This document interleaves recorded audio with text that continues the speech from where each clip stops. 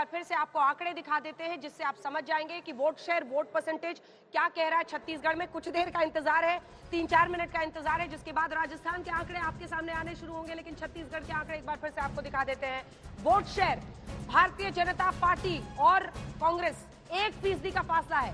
41% JP Nadda ji BJP के अध्यक्ष के साथ आप देख रहे हैं, तो मल्लिकार्जुन खड़गे जी कांग्रेस पार्टी के अध्यक्ष 42% वोट उनकी तरफ है। और पिछली बार के जब आप आंकड़े देखेंगे तो इसी छत्तीसगढ़ में 32.97 पर थी बीजेपी, बड़ा गेन है।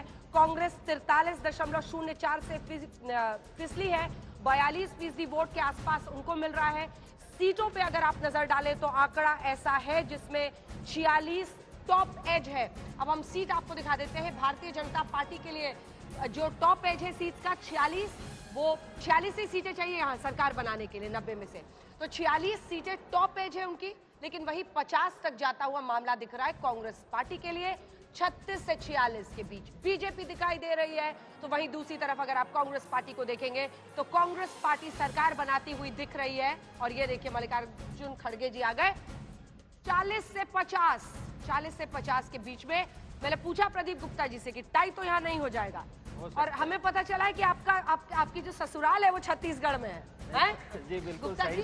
यहाँ का मामला गड़बड़ नहीं होना चाहिए। नहीं, कहीं का भी मामला गड़बड़ नहीं होना चाहिए, लेकिन ससुराल का मामला तो विशेष हो जाता है। अब आइए आपको बताते हैं मुख्यमंत्री के तौर पर जो सीएम की पहली पसंद कौन है। इस सवाल पर इस सर्वे में क्या जवाब आए हैं, ये आंकड़े अब हम आपके सामने रखने वाले हैं कि जब मुख्यमंत्री को लेकर सवाल पूछा गया, सीएम के चेहरे पर पहली पसंद कौन है आपका, तो इस पर जनता की राय में भूपेश बघेल ने 31% वोटों के साथ बढ़त हासिल की। वहीं रमन सिंह के चेहरे पर सिर्फ 21% लोगों की मुहर लगी है।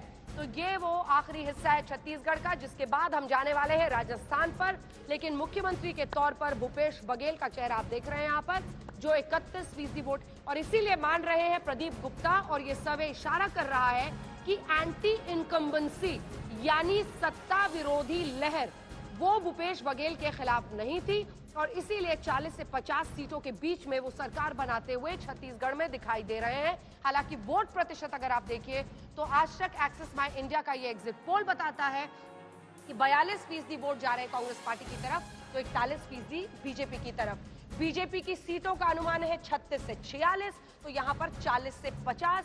अगर 46 के ऊपर जो भी लाता है या 46 ले आता है उसकी वहां पर बन जाएगी सरकार। लेकिन भूपेश बघेल के खिलाफ सत्ता विरोधी लहर यानी एंटी इनकम्बेंसी नहीं देखी जा रही है। ये आंकड़े इस तरफ इशारा कर रहे हैं कि जो सर्वे के दौरान कि ओबीसी हो, महिला हो, इन सब का साथ बीजेपी को बढ़ चढ़कर यहाँ मिला है।